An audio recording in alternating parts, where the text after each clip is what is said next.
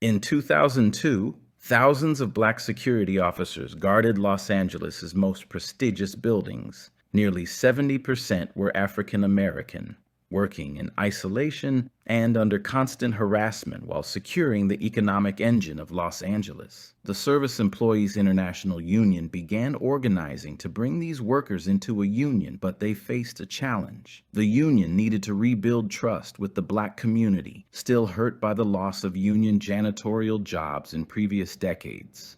This series of interviews gives some insight into the monumental task of getting the union recognized. What were the working conditions like before security officers were unionized? Kind of bleak. You started off in security. At that time, you did not have no benefits whatsoever. You didn't even have 15-minute breaks. You didn't have a lunch period. You had to work your straight 8.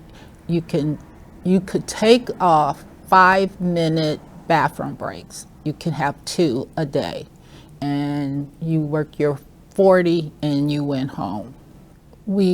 If you got 40 hours a week, that was good, but most of the time they broke up your hours into segments, and sometimes you only got 20 hours, sometimes you got 15 hours. You didn't have any benefits, no bathroom breaks, only 5 minutes bathroom breaks twice a day in your work hour. We had no lunch. We had no 15-minute breaks. It was pretty bleak for women, totally, because we were sexually harassed. You didn't get either promotions or good positions if you didn't sleep with the director or supervisor. It was pretty bad in the beginning. And your salary was really low. If I can remember, my salary was $6.10 an hour. Can you walk us through what a typical workday was like? Well, like what I was saying in the beginning, you went to work, total harassment. It was kind of hard for females. It was a man dominant time, and so we wasn't picked for good positions. We was not picked for, only for the stand-up posts and not the sit-down posts. You worked holidays. You had no vacations. So it was pretty bleak before 2003. Were there specific challenges when you were trying to unionize? Well, when we was trying to unionize, either you got fired or you got harassed and disciplined. I can say that was not for me. Oh. I didn't get those things, but the other people around me that I know in my work team, they got harassed and disciplined. They didn't harass me as much, but it was pretty bad though. Tell us more about the pressure and tactics used to suppress the union campaign. Were there more severe repercussions? Well, just losing your job and being blackballed. And so you couldn't work at some of the contractors who had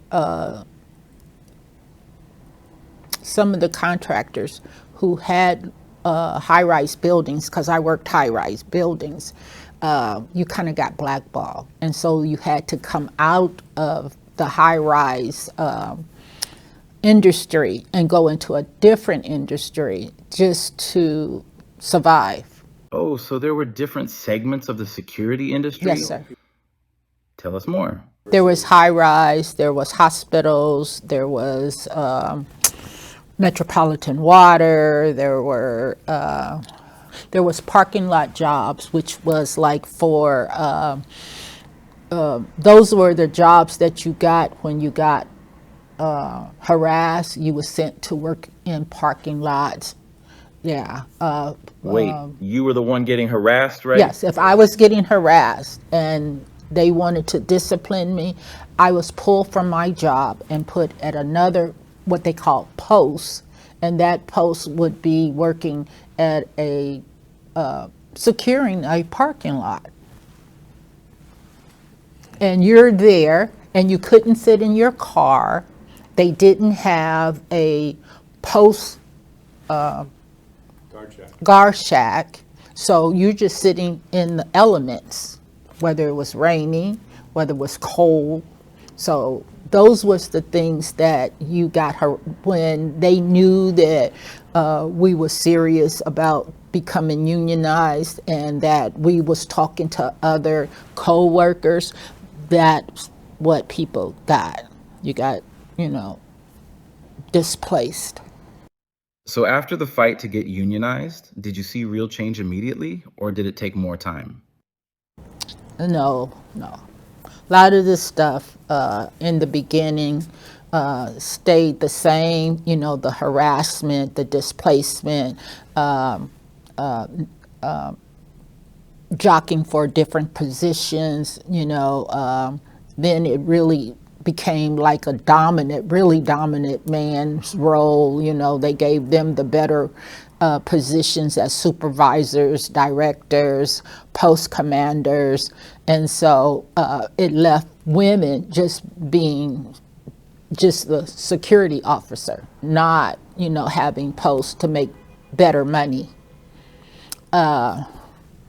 It took about a good 5 years before it really started to change, where you could see the benefits. Where when I say see the benefit, we start getting our holidays. We start getting Kaiser 100. So that made a big difference in people becoming unionized because they found out that we had benefits. So, the benefits was really good. At the time, we had 100 Kaiser, and we had 5 holidays. We got our 30-minute lunch break. We got our 15-minute breaks. We was allowed to take bathroom breaks at will. In the beginning, they tried to play games like we had to take our radio with us for lunch. And if they called us back, we had to stop what we was doing and go back and do what they say. So then when it was over for that particular thing, they didn't give you back your lunch break. And so later on, I'm going to say after the 5 years, we started to horn in on our benefits and what we was allowed to do. So we had to do a couple of class actions to be able to have our lunch break without being disturbed. And if they did disturb our lunch break, they had to give us our lunch break all over again. So that kind of stopped them from calling us at our lunch break for stupid stuff, that you couldn't handle. There was some industries that was that they still played games, like the high rise. They didn't so much play games with the officers, but some of the other smaller high rises, I would say under 10 floors, they still got a little bit more harassment, so we had to organize a little bit more. Wow. Well, thank you so much for your insights into this monumental struggle. I just learned a lot. Well, it was still like that when I left. I'm not working anymore because I had an elevator accident at work, and they forced me to retire. I was in a elevator. I got to work at 5 o'clock in the morning, and I was on floor 29, and it shot me down to 20 floors. It brought me back up 20 floors and sent me back down 20 floors. So I was forced to retire because workers' comp, I'm still fighting after 8 years. Pretty bad. You look like you want to hear more. I have more, but Questions, ma'am. I'm not supposed to keep going. I could keep talking forever. I have more stuff, but I won't take up your time. There's a lot about security. I was in security 30 years. I should have said that. And so it took us, I should have said it took us 12 years to become unionized. And for bargaining, it took 9 months. And the last day of bargaining, I did the bargaining almost by myself for 24 hours. The last day of bargaining took 24 hours for us to come to an agreement, or we was going to have to start all over again.